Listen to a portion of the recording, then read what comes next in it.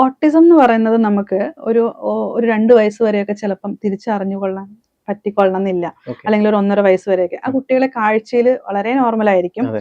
ബാക്കിയുള്ള അവരുടെ ആക്ടിവിറ്റീസും കാര്യങ്ങളൊക്കെ. പക്ഷെ ചില കാര്യങ്ങൾ പാരന്റ്സിന് മനസ്സിലാക്കാൻ പറ്റും. എക്സാമ്പിൾ ആയിട്ട് പറയുകയാണെങ്കിൽ ഈ കുട്ടികൾക്ക് ഇങ്ങനെ മൂവിങ് ആയിട്ടുള്ള സാധനങ്ങളോട് ഭയങ്കര താല്പര്യം ഉണ്ടാവാം. അപ്പോൾ ഫോർ എക്സാമ്പിൾ ഒരു സൈക്കിൾ വാങ്ങിക്കൊടുത്തു, ഒരു ട്രൈ സൈക്കിൾ, അതിന്റെ വീൽ ഇങ്ങനെ തിരിച്ച് കറക്കിക്കൊണ്ടിരിക്കും, അതിൽ അവർക്ക് ഭയങ്കര സന്തോഷമായിരിക്കും. അല്ലെങ്കിൽ ഫാൻ കറങ്ങുന്നത് നോക്കിക്കൊണ്ടിരിക്കാം, വാഷിംഗ് മെഷീൻ കറങ്ങുന്നത് നോക്കിക്കൊണ്ടിരിക്കാം. സ്പിന്നിങ് ആയിട്ടുള്ള കാര്യങ്ങളോടൊക്കെ ഭയങ്കര ഇൻട്രസ്റ്റ് ആയിരിക്കാം. Okay.